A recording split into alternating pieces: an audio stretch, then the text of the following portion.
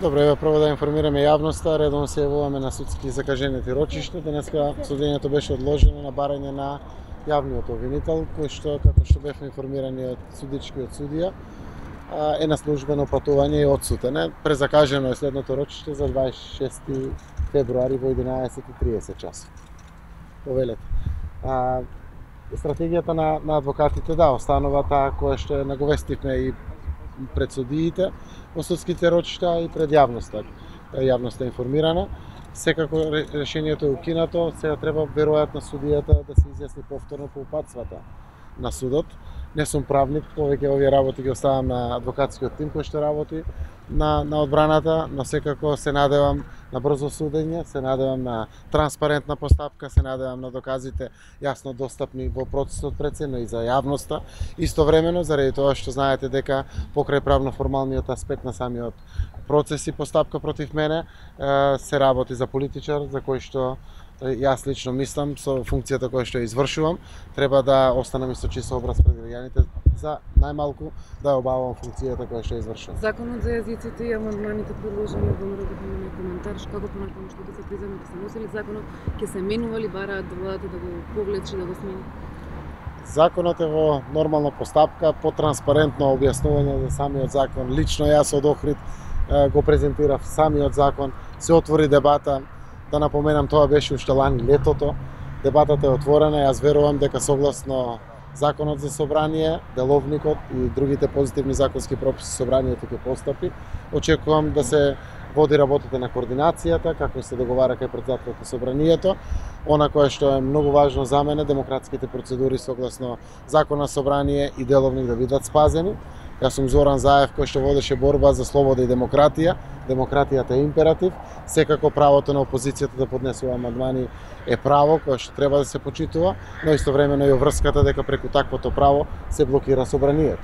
Јас сум загрижен што ќе се случи со реформите, како ќе одат законите кои што се важни од планот 369, од реформскиот процес. Македонија пред навистина позитивна клима со можна позитивна препорака за отпочнување на преговорите и се надевам јуни месец дури датум за преговорите. Ако ги заглавиме реформите, навистина не можеме да кажеме дека ќе се движиме по ваквиот процес и правец очекуван и добар за Македонија, но верувам дека и опозицијата ќе биде разумна во кругот на деловникот кој што собранието го нуди и во разговори помеѓу координаторите и представниците и на опозицијата и на владеачките партии ќе се изнајде решение. Премиере, значи вашата влада го предложи законот за амнестија, тој се изгласа во собранието. Денеска, уствари, он реално влегува во сила, се очекува првите затвореници кои се помилувани да излезат на слобода. Може ли уште еднаш да ни кажете која е целта со донесувањето на овој закон и дали ќе има инвестиции во затворите? Да се изградат подобри затвори? Значи, јас само ќе се повторам тоа што го кажав и порано, можеби ќе изоставам нешто од порано. Законот за амнестија се носи од причина што се очекува правда и правичност за многу луѓе кои што беа во процеси осудени по поранешни закони, а новите законски решенија ги ублажија казните. Ќе го кажам само законот за транспорт на мигранти. Например, имаше пресуди по 8 години, по 10 години и слично, а после тоа, согласно променетите закони, се дозволуваше дури со такси превоз, со автобуски превоз, транспортот на мигрантите од нашата јужна граница кон северната граница, како еден случај, но истовремено со законот за амнестија ќе овозможиме модернизација на затворските простори, заради тоа што ако капацитетот на најголемиот затвор Идризово е некои 850 затвореници, по тоа што ми беше кажано, во моментот таму има преку 2000 затвореници.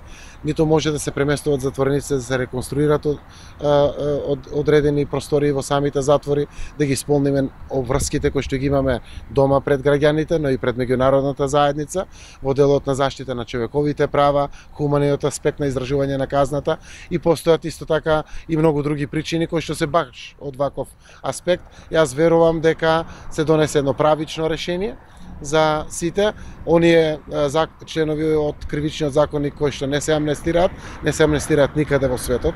Се работи за полов напад, за педофилство, за убиство или слично. Имаше јавна дебата за овие решенија и јас се надевам дека навистина донесовме исправно решение. Имавте лидерска. Советот за реформи во правосудството се распушти, повеќе не постои. Од владата беше пуштена информација во јавноста од страна на портпаролот дека ќе се состави ново тело на кое што чело ќе бидете вие. Меѓутоа беше најавено дека до крајот на месецот ќе се формира тоа тело. Дали веќе на следната владина седница се очекува да бидат дефинирани имињата кои ќе бидат таму и дали можете да ни кажете од која бранша ќе бидат? Министри, функционери, пак ќе има експерти? Да. Значи, јас ги завршувам последните консултации со правни тимови и советници околу мене. Целта е да се направи правен совет за имплементација, односно реализација на веќе донесената стратегија за реформи во правосудството, која што беше донесена од претходниот совет при Министерството за правда. Кога се работи за реализација или имплементација, според мене, а така и правните советници ми кажуваат, дека треба да бидат практичари луѓе. Значи, веројатно, во таквиот совет ќе влезе, не знам, председателот на Врховниот суд, председателот на Скопје 1, веројатно ќе влезе јавниот обвинител, веројатно специјалниот јавен обвинител, веројатно една од апелационите единици, веројатно ќе има представник од Сдруженијето на судии или председателот на Сдружение на судии, представник или председателот на Адвокатска комора, практичари луѓе кои што треба да влезат подпомогнати од граѓански активисти или експерти и од експерти од професорската фела, но тоа не треба да биде преобемно, за да биде со сериозен импакт, да ги убрза процесите, да биде консултативна фаза на практичарите кои што ќе ги изработуваат самите законски решенија и двотретинските закони и оние што се со просто мнозинство, за да можеме навистина да покажеме имплементација на овие законски решенија. Од прилика во тој правец ќе се движи. Што не знам, што може да ве советува Јово Вангеловски, председател на Врховен суд, човек кој ете со одлуките овозможи бегство на лица поврзани со специјалното јавно обвинителство. Какви совети може да ви Значи, одиме во делот на поставувањето на функциите председатели на судовите, председатели на обвинителствата или слично. За мене, почнувајќи од Зоран Заев, па до било кој функционер, се е милливо и менливо. Така да не гледаме на самите личности. Еве, не знам, апелација има председател кој што на крајот на својот мандат, апелација Скопје. Но одиме со апелација. Ние не знаеме дали ќе биде сегашниот председател и колку неговиот мандат ќе обстои или ќе дојде нов. Не се водиме од името и презимето на личностите кои што ги водат институциите. Но Врховниот суд во еден ваков совет не смее да биде незастапен. Така да верувам дека играјќи со позициите на крајот треба да има и коректив натре, треба да има и се. Ова треба да ги даде најможните добри решенија во интерес на граѓаните и на правосудството во Македонија. Јас имам уште едно кратко прашање. Имавте лидерска средба, се сретнавте и со председателот на опозицијата. За нив кое беше прифатливо решение за спорот со името, а од сите тие лиферувани имиња што се во јавност? Ние имавме информативен состанок. Се дадоа сите можни информации, ги споделивме буквално се што постои како информација кај мене и министрот за надворешни работи. Пред се информациите ни дојдоа, знаете, од Васко Наумовски, кој што е нашиот преговарач за спорот со името. Изградивме една стратегија, јас презентирав како поидина ќе настапиме. Ставовите на ВМРО ДПМН се јасно познати, ти ги соопштуват, ти ги соопштија и тука. Јас верувам дека сепак можеме да изнајдеме национален консензус во функција на решавање на овој проблем, а не во функција на негово блокирање или повторно одложување на проблемот. Сега е вистински момент да се реши ова прашање. Многу е дебатата отворена и за вакви прашања и треба да биде отворена дебатата. Нека има, таа е здрава. Треба да знаеме сите дека можеме да го решиме проблемот, а можеме и повторно да не се реши проблемот.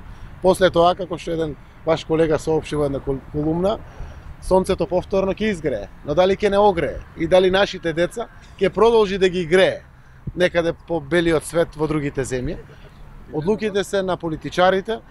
Секако власта има најголемата одговорност, но јас сум убеден дека и председателот на државата покрај извршната власт и опозицијата, заедно сите политички чинители во општеството ќе бидат мудри да изнајдеме решение кое што ќе го сочува достоинството и дигнитетот на нашиот народ и на нашата земја, а да се изнајде решение. Секако важно е да внимаваме и на грчката страна, оти можеби решението ќе биде прифатливо за нив, а нема да помине во Грција. Или обратно, може ќе биде прифатливо за грчката страна, па нема да помине тука. Се надевам со мудра постапка. Јас апелирам на внимание од страна и на медиумите и на сите граѓани. Дебатата треба да постои, но да се обидеме сите да изнајдеме решение на овој долгогодишен проблем. Еве 20 години. референдум отпаѓа и во полека Бледе и во двете држави. Значи, еве уште еднаш ќе повторам, ставот на Социјалдемократскиот сојуз е да се изнајде решение заедно со опозицијата и на крајот конечното решение да биде потврдено на референдум. Тоа не е толку страшно, трагично или невозможно. Референдумот се организира согласно законите во брза постапка. Ако застанеме сите, пред се политичарите да ги соопштиме своите ставови, ќе му помогнеме на нашиот народ, а нашиот народ ќе излезе и ќе си го каже својот став. Ова е пресуштествено прашање, но јас на ова работа не гледам како на кошница или на некоја бариера. Гледам како дополнителна гаранција за Република Грција, дека конечно ова решение е трајно, конзистентно и останува за век и век. Ними доаѓа, што очекувате, што ќе му соопштите? Од стратешки аспект, веројатно не се очекува за деталите да зборувам. Зборувам од стратешки за да може да успееме во преговорачкиот процес. Мене ми е драго што заедно сите чинители во општеството согласивме аспект на наш пристап како Република Македонија во преговорачкиот процес и поминуваме во таа следна фаза пред медијаторот Нимицки и кажеме сите наши ставови, со сите наши аргументации, во нашите ставови и како има грижа за грчката страна, за да гледаме што се случува и таму. Свесни сме, наша цел е да помине тоа и во Грција. Верувам дека и Грција, барем така беше презентирано пред мене од премиерот Ципрас, истовремено му е многу важно тоа што е решение да помине и во Македонија. На тој начин и може да се најде решение. Да гледаме од позитивен аспект на сите овие случувања што се случуваат за Македонија, заради тоа што знаете дека ќе добиеме датум за преговори со Европската унија, ќе добиеме членство во НАТО, но ќе добиеме и живот. НАТО, Европската унија носат инвестиции, носат економски позитивни аспекти за граѓаните и се надевам дека сите ќе бидеме фокусирани пред се за интересот на граѓаните на Република Македонија и за Република Македонија. Благодарам.